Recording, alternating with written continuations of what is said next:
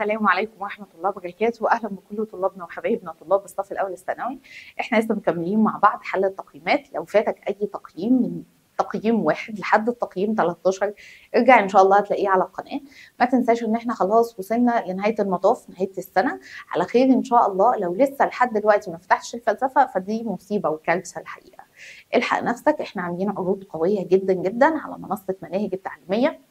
في كود اللي هو افلاطون 200 بينزل لك 200، بتحول 200 بتاخد معاهم مراجعات والحصص والشرح وكل حاجه انت محتاجها وكل حاجه الطالب محتاجها، الى جانب ان احنا بننزل لك ان شاء الله التقييمات موجوده معاك. دي برضو يعني وسيله كويسه تقدر ان انت تراجع منها. وكمان متواجدين في السناتر، اوعى تنسى ان شاء الله باذن الله السبت الجاي هنبدا مراجعتنا في سنتر سمارت الساعه 2 في حدائق حلوه. تعالى كده لما نشوف هنا الأداة الصفية. صمم رسم تخطيطي توضح من خلاله طبيعة القيم. خلاص احنا بقى شاطرين في الرسم التخطيطي اهو. طبيعة القيم، طبيعة القيم عندي نوعين، اما قيم ذاتية نسبية متغيرة او قيم موضوعية ثابتة ومطلقة. مخطط بسيط وما فيهوش اي حاجة خالص. السؤال اللي بعد كده بيقول لحضرتك اعرض في 3 أسطر لشخصية أثرت في تفكيرك ترى إنها تتسم بالاستقلال الذاتي. تعال أنا أعرض بنيابة عنك. كان هناك أحد الأشخاص القريبين لي أراد عمل مشروع خاص بسيارة طعام متنقل بعد تخرجه، رغم رفض أصدقائه بهذا المشروع لأنه لا يجدي نفعا. هم شايفين إن المشروع ملوش أي لازمة، لكنه أصر على الرأي وآمن به حتى نجح مشروعه، وقام بعد ذلك بفتح سلسلة من المحلات. يبقى هو ما مشيش ورا الناس كلها اللي هم بتقول له، لا كان مستقل، كان ثابت على رأيه، ورأيه هو اللي كان صح والأصح. بعد كده بيقول لحضرتك صمم رسم تخطيطي توضح من خلاله علاقة المنطق بالذكاء الاصطناعي. طبعا في علاقة قوية ما بين المنطق والذكاء الاصطناعي، لكن في نفس الوقت اتقسم الفريقين. فريق اللي هو المؤيد لاستخدام المنطق اللي هو المناطق، والفريق المعارض لاستخدام المنطق اللي هو علم النفس او السيكولوجيين. هتعمل له الرسم التخطيطي اللي قدام حضرتك. السؤال اللي بعد كده، اعطي مثال من حياتك اليوميه على اهميه الذكاء الاصطناعي. ده بيبقى عايز مثال من عندك انت. تعالى انا جايبه لك، مفيش اي مشكله، خد سكرين شوت مثال و2 اهو. تم تصميم روبوت في اليابان على هيئه امراه ودوده جميله مزوده بكل المعلومات عن امراض الشيخوخه. بص بقى الدلع بقى، وكيفيه التعامل معها والاسعافات الاوليه. بيتم وضع الروبوت في دار مسنين للتعامل مع كبار السن بشكل ودود بيزيل عنهم احساس الوحده. زي الفل. مثال تاني، قيام المتخصصين باختراع روبوت يساعد في المنزل، يستطيع التحدث مع كل أفراد العائلة ويلبي حاجاتهم، وذلك عن طريق إدخال اللغة الإنسانية المتعارف عليها في البلد. عايز تكتب المثال الأول اكتبه، عايز تكتب المثال التاني اكتبه، مفيش مشكلة خالص. تعالى لما نشوف الواجبات جاي لحضرتك إيه فيها. إحنا حلينا ده خلاص. تعالى نشوف هنا. وهكذا يرتد الإلزام الخلقي عندهم إلى الطمع في الجزاء الطيب والخوف من العقاب الأليم. تدلل المقولة السابقة على طبيعة القيم، ذاتية موضوعية مطلقة ثابتة. أنا مش فاهم أي حاجة بمنتهى البساطة. كلمة تعالى كده لما نشوف المطلقة يعني الثابتة، هيها الثابتة، هيها موضوعية، فدي ما تنفعش ودي ما تنفعش ودي ما تنفعش. يبقى الإجابة الصح هي كلمة الذاتية. يبقى الذاتية هي الإجابة الصح. يعني إيه ذاتية؟ يعني متغيرة، يعني نسبية، يعني بتختلف من شخص لشخص، من مكان لمكان، من مجتمع لمجتمع. 2، الحياة رحلة لصنع الذات. اخلق من نفسك شيئا يصعب تقليده. اعمل بنفسك انت. احنا بنتكلم على قيمة الاستقلال الذاتي. حضرتك لازم تكتب له قيمة الاستقلال الذاتي وتعقب عليها. تعالى كده لما نشوف.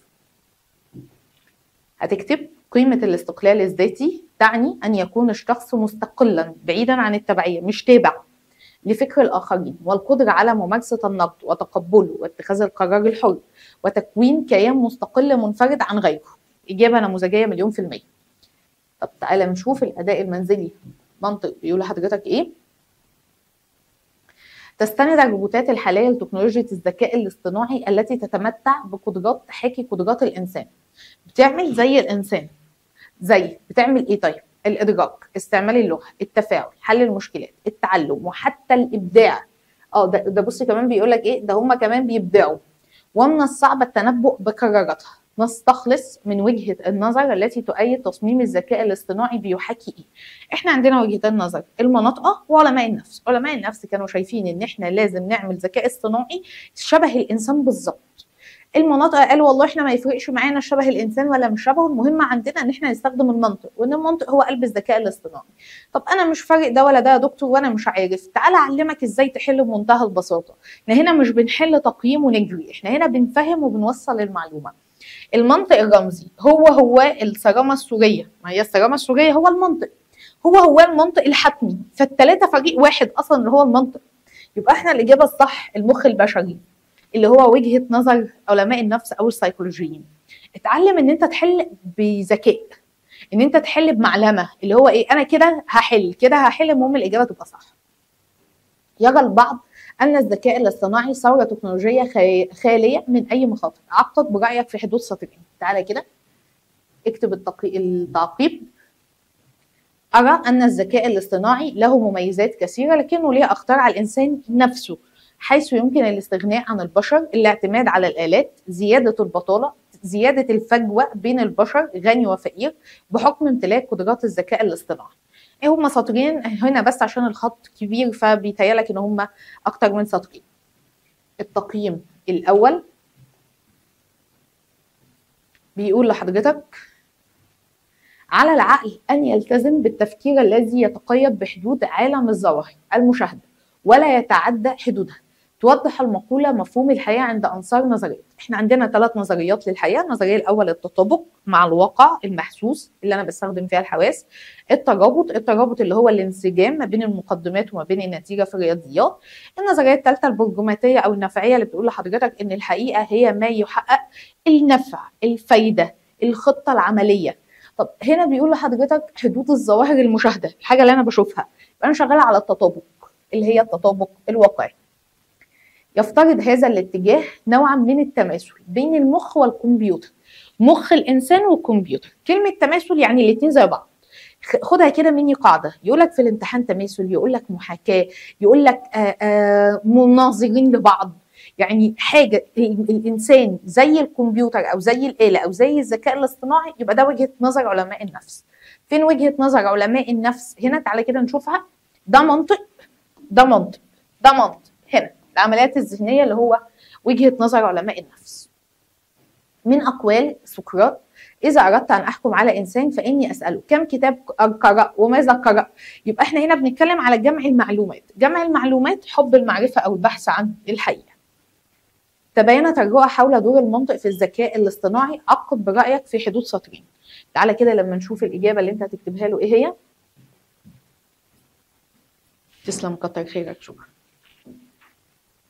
هتكتب له: هناك تباين في علاقة المنطق بالذكاء الاصطناعي، وهناك فريقين، الفريق أو المؤيد اللي هو المناطق لسه قايله لك، والفريق المعارض بنسميهم السيكولوجيين أو علماء النفس.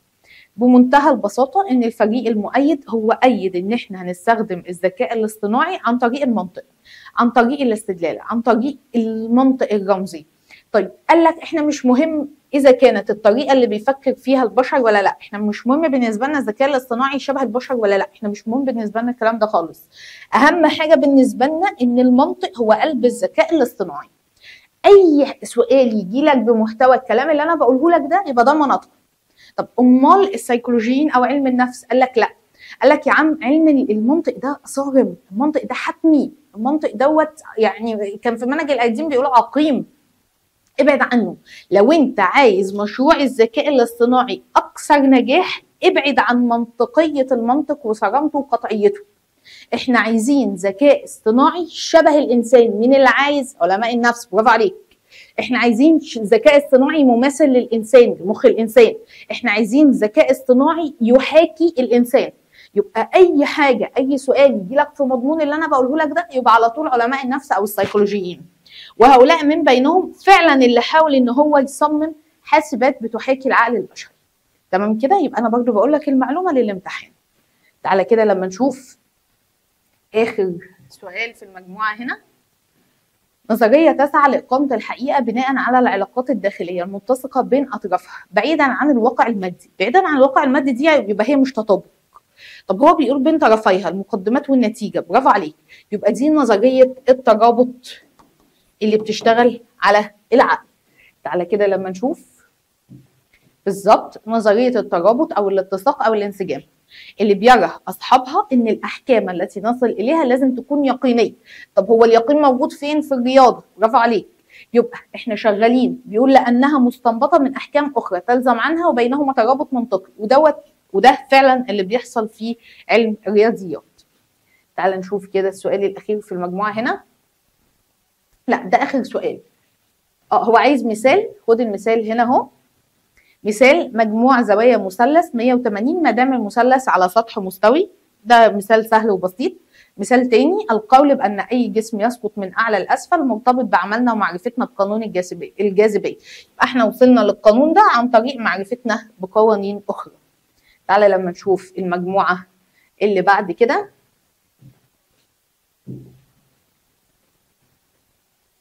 بيقول لحضرتك اتجاه او موقف فكري مؤداه تحول عن النظر في الاولويات والمبادئ للبحث في الغايات والنتائج جوه المربحه.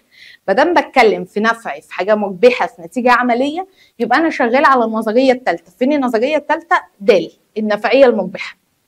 سعى العلماء لبناء نظم خبيره تحقق اكبر استفاده ممكنه من القواعد البيانات للوصول لاعلى اداء ممكن بصرف النظر عن مدى قرب او بعد البرنامج من خصائص الذكاء الانساني. بص كده الحته دي حلوه قوي.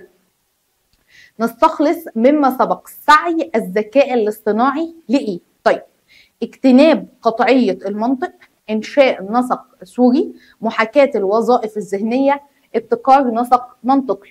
احنا هنا شغالين على إنشاء نسق صوري. إنشاء نسق صوري. طب ليه يا دكتور ما تنفعش ألف؟ لأن ألف ده علم النفس وجيم علم النفس. خلي بالك، ده علم نفس وده علم نفس. فاحنا هنا شغالين على المنطق، لان هو بيقول لحضرتك ايه؟ بصرف النظر عن مدى قرب البرنامج او بعده من الذكاء الانساني. واللي قال كده علماء المنطق اللي هو ب انشاء نسق صوري، الف علم النفس وجيم علم النفس. ان اعظم دور قام به مذهب اللاحتميه هو اعتقاد الراسخ باننا نحن الذي نصنع مصيرنا بايدينا. احنا اللي بنعمل مصيرنا بايدينا، يبقى احنا اللي بنتخذ القرار، احنا مش تابعين لحد. يبقى الاجابه الصح الاستقلال. اذا كانت لدينا معادله مثل ا بيساوي ب تليها معادله ب بيساوي ج، فعندئذ يكون من الصواب. خلي بالك ان ممكن تلاقي اسئله في الامتحان من التقييمات، عشان كده شوف التقييم مره واثنين وثلاثه. لان الحاجه اللي اتقالت في الترم الاولاني ان معظم الامتحانات في الادارات والمحافظات كانت جايه من التقييمات. فانت مش بعيد خالص تلاقي كل الامتحان من التقييمات. فبص على التقييمات موجوده عندك على القناه من اول تقييم لحد اخر تقييم ان شاء الله. اكشف عن مفهوم الحقيقه المشار اليها فيما سبق.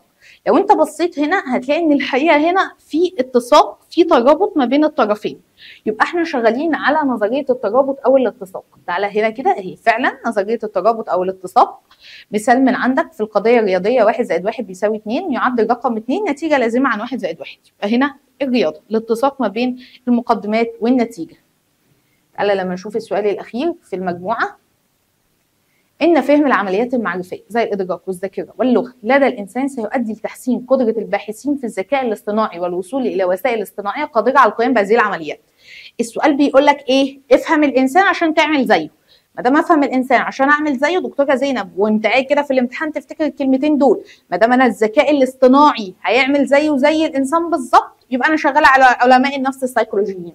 عايز إيه؟ عايز استخلص. يلا استخلص يا سيدي أهو. الفريق المعارض اللي هو السيكولوجيين او علماء النفس يعتقد هذا الفريق ان مشروع الذكاء الاصطناعي هيكون اكثر نجاحا لو بعدوا عن صرامه وقطعيه المنطق واهتموا بان هم يفحصوا عمليات التفكير البشري، وبينهم فعلا اللي حاول يصمم حاسبات تحاكي الطريقه اللي بيعمل بها العقل البشري.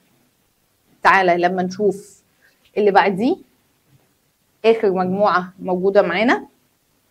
أنا سيد مصيري وربان سفينة نفسي أنا، يبقى ده استقلال. آلات مخصصة يتلخص عملها في استقبال وحفظ المعلومات ضمن منطق قاطع حتمي. نستخلص مما سبق إن الذكاء الاصطناعي ده علم النفس، ده علم نفس، دوت مش معانا، يبقى هنا المنطق. تمام كده؟ شوف بلعبها إزاي. المعرفة الحقيقية لا تتحقق بالفهم بل من خلال الواقع أي العالم الخارجي ومن خلال خبرتنا بيه. بص بيقول لك ايه؟ واقع وعالم خارجي، يبقى حاجة محسوسة وحاجة مشاهدة، يبقى أنا شغالة على النظرية الأولى. النظرية الأولى اللي هي ايه؟ التطابق الواقعي. يقول ميسيو لالاند مكمل معانا السنة: كلما بحثت داخلي عن المبرر الذي يجعلني أتخذ قرارا إلا وظهر لدي مبرر بأنني هنا أشعر بحريتي والتي تكمن فقط في الإقدام على هذا الاختيار. استخلص القيمة الفلسفية متعقبا عليها في حدود سطر. بص بقى، أول ما أنت هتشوف السؤال ده هتقول هو استقلال. عندك حق، أنا معاك، مفيش مشكلة خالص. ليه؟ لأن هو بياخد القرار ومكتوبة في الكتاب اتخاذ قرار، وأنا عارفة وصمم اللي موجود في الكتاب. بس كمل باقي السؤال. هو بيقول لحضرتك هو بيشعر بحريته وهو اللي بيقدم على الاختيار. لو انت بصيت في العلاقه ما بين الحريه والاستقلال هتلاقي ان هم اولا في علاقه ما بينهم. تاني حاجه الانسان الحر انسان مستقل. تالت حاجه لو انت بصيت للسؤال كله هو قفله لك وقال لك هو بيقدم على الاختيار. وتعريف الحريه هو الاقدام على الفعل على الرغم ان انا اقدر اختار نقيضه. فهنا الاجابه الادق للسؤال هو الحريه الانسانيه. طب عايز ايه؟ معقب عليها. تعالى لما نعقب عليها: قيمة الحرية هي القدرة على اختيار الفعل عن روية وتدبر وتفكير عميق مع إمكانية عدم اختيار الفعل أو نقيضه. مثال عشان لو جالك في أي وقت: الطالب عندما يلتحق بالتعليم الثانوي العام في الصف الثاني الثانوي نجده بإرادته بيختار ما بين دراسة المواد الأدبية والمواد العلمية. يبقى ده اختيار اللي هو الحرية الإنسانية. دلل بثلاث أمثلة من عندك على أهمية الذكاء الاصطناعي في حياتنا. تعالى لما نشوف الأهمية، وعايز 3 أمثلة احنا كنا قلناهم قبل كده. تعالى نضيف عليهم 1. ارجع لأول الفيديو هتلاقينا احنا قايلين 2. تعالى نقول هنا 1: يستخدم الذكاء الاصطناعي في مجال الرعاية الصحية ويمكن أن يقوم بتحسين دقيق للتشخيص الطبي من خلال الصور الطبية كالأشعة السينية والرنين المغناطيسي بشكل أسرع وأكثر دقة من البشر. انا مبسوطه ان انا كنت معاك. ما تنساش ان انت تشير الفيديو، ما تنساش ان انت تعمل لايك عليه عشان ان شاء الله باذن الله يستفيد منه كل طلابنا موجودين. ان شاء الله باذن الله هننزل لك بالتقييم ال 14. دمتم متفوقين.